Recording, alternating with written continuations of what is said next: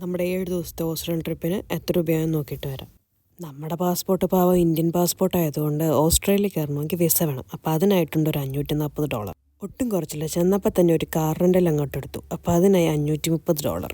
നമുക്ക് പെട്രോളിനായി ഒരു $300. ഞങ്ങൾ സിഡ്നി ടു മെൽബണും മെൽബൺ ടു സിഡ്നിയൊക്കെ വണ്ടി ഓടിച്ച് കളിക്കുമായിരുന്നു. നമ്മളൊരു 10,500-2,000 കിലോമീറ്റർ ഓടിച്ചിട്ടുണ്ട്. അതുകൊണ്ട് തന്നെ നമുക്ക് ചെറിയ ടോൾ റോഡിലൂടെയൊക്കെ കയറേണ്ടി വന്നു. ടോളിനൊരു $50 ആയിട്ടുണ്ട്. മെൽബണിൽ നമ്മൾ ലൂൺ കഫേ പോയപ്പോൾ അവിടെ പാർക്കിങ്ങിനായി ഒരു $32.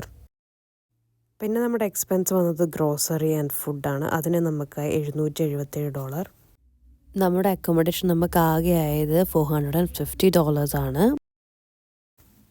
ഞങ്ങൾ എയർബിഎൻബി ത്രൂ ആണ് എല്ലാ അക്കോമഡേഷനും ബുക്ക് ചെയ്തത്. നിങ്ങൾ സൈറ്റ് സീയിങ്ങിനാണ് പോകുന്നതെങ്കിൽ വലിയ എക്സ്ക്യൂസിറ്റ് ആയിട്ടുള്ള ഹോട്ടൽ റൂമുകളിലൊന്നും നിൽക്കാതെ ഹോസ്റ്റുമായിട്ട് ഷെയർ ചെയ്യുന്നൊരു എയർബിഎൻബി ബുക്ക് ചെയ്താൽ നിങ്ങൾക്ക് കാശ് നന്നായി ലാഭിക്കാൻ സാധിക്കും. ഒരു ഇമ്പോർട്ടൻ്റ് ആയ കാര്യം മറന്നുപോയി. ഫ്ലൈറ്റ് നമ്മൾ ന്യൂസിലാൻഡിൽ നിന്ന് ഓസ്ട്രേലിയയിലേക്ക് വരാൻ വേണ്ടിയിട്ട് ഏകദേശം $1,168 ടു ആൻഡ് ഫ്രോ 2 പേർക്ക് കേട്ടോ. അപ്പോൾ നമ്മുടെ ഗ്രാൻഡ് ടോട്ടൽ $4,467 ഫോർ 2 people.